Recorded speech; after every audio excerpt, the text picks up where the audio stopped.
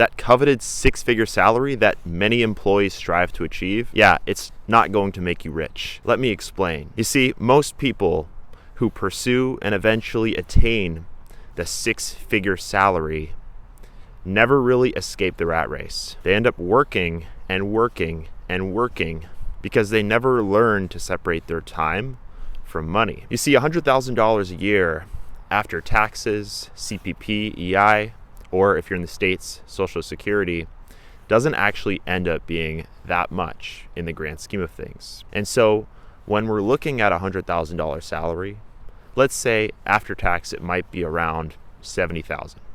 Could be more, could be less. I'm not sure what the numbers are exactly, but for argument's sake, let's just say it's around $70K you're taking home in your actual net pay, in your bank account, what you're bringing in. So for most people, $70,000, let's say they're living alone. They're renting, which is pretty typical in your mid to late 20s. Let's say this individual is renting, they're paying, in my province of Ontario, Canada, $1,800 a month. So let's give them some leeway here. Actually, you know what? Let's just make the number nice and easy. $2,000 a month, so $24,000 a year. $70,000 minus $24,000. Quick math here is $46,000. And then assuming you have a car, many people choose to finance their cars. Let's say $300 in car payments per month, excluding insurance. So for insurance, that's another thing to add on. Let's just say for transportation in general, $500 per month. 500 times 12, $6,000 a year. So we have $46,000 minus $6,000. That's $40,000 left after housing, transportation. Let's say you spend around $10,000 a year on food. Actually, let's go a little lower. Let's say $8,000. $40,000 minus $8,000 is $32,000 left. So you got $32,000, and then let's say you're not a complete hermit and you go out and you actually do some fun things. You go to restaurants, not excessively, but let's say you spend around $10,000 a year on entertainment. So I think if I'm doing my math correctly, you're sitting at around $20,000 now. So that's after living costs and some entertainment, maybe throw in a vacation or two, $20,000 that you have left to basically save and invest. So if you can invest $20,000 a year into low-cost index funds like S&P 500 ETFs, $20,000 a year, let's say you do this for 10 years. So 10 times 200,000, 10 times 20,000 is 200,000. So you'll have contributed to your investment portfolio around 200K over a 10-year period. Say you start doing this at age 25. So at 35 years old, you will have contributed $200,000 into your investments. Now, assuming a 10% annual return, I'm actually not sure what that would be off the top of my head, but I can tell you it's much less than $1 million.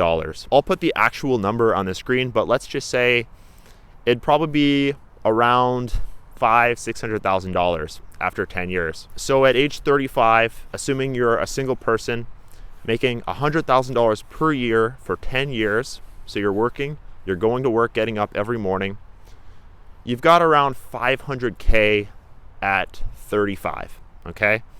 So $500K, it's nothing to scoff at, but at the same time, you're not financially free, right? You're still working. If we take the 4% rule, which is a very conservative estimate for how much you can withdraw from your portfolio every year indefinitely, 4% of 500,000 is 20,000 a year.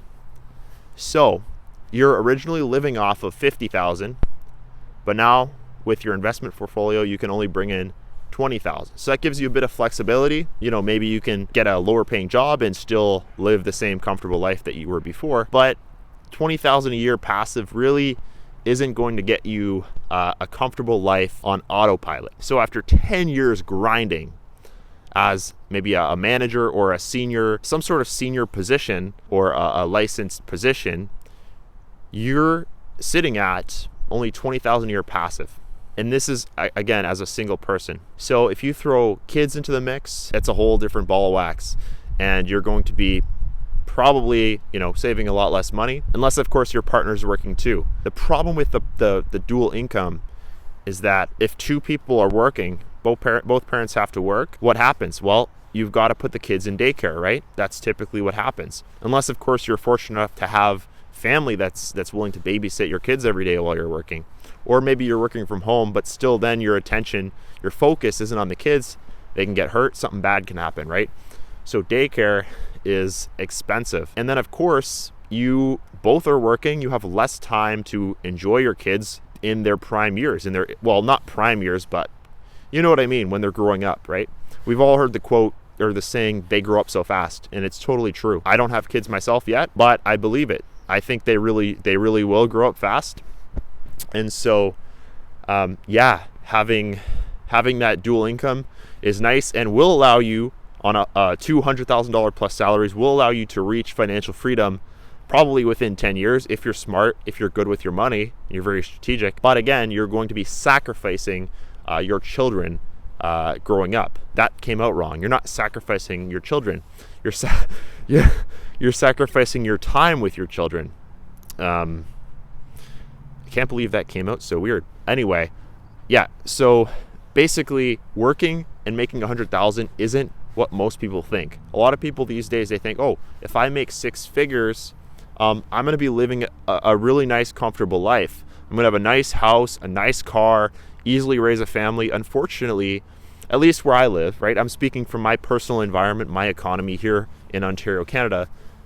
That's just not the case. Unless, you're living with your parents and just stashing away as much as possible, which is definitely possible for some people, but a lot of people it's not really possible, and it's not very healthy depending on your relations with your parents. Most people want to move out in their 20s or even in their late teens, but you've got to make some major sacrifices on a $100,000 salary if you want to hit that financial freedom mark in your mid 30s. So $100,000, it's not what it used to be back in the early 2000s, 90s.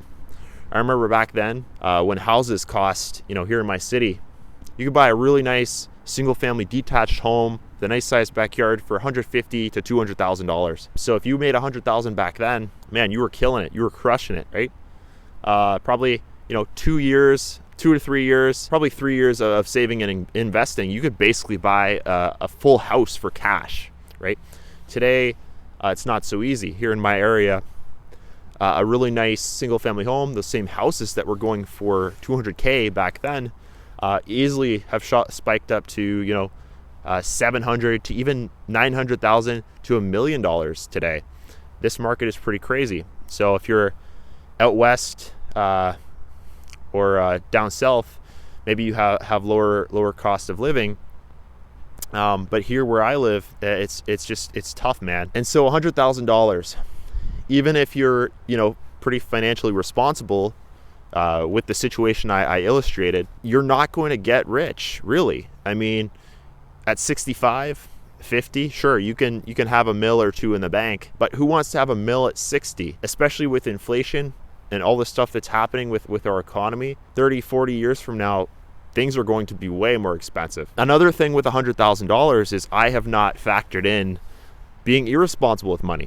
So a lot of people, when their salary is increasing upwards and even past that 100,000 6-figure mark, people start spending more and more money, right? Oh, I got a raise. I got a $5,000 raise. Let's go spend more money. Let's book an extra trip each year. Let's go to the bar, a couple more times a month and eat out, right? And so it starts to creep up. This is the infamous term called lifestyle creep. They say, okay, I made it. I'm making 6 figures now. Time to buy the house. Time to get the beautiful house. Take out the $500,000, $700,000 mortgage. Honey, because we can afford it, right? We're making good money. Let's do it. Ends up costing them in the long run. So a lot of young people you see who buy houses, income-wise, they're doing decent. Okay, 100,000, pretty decent. But if you look at their balance sheet side of things, they're in major debt, and oftentimes they're actually negative, right? So they have a negative net worth. It's rough.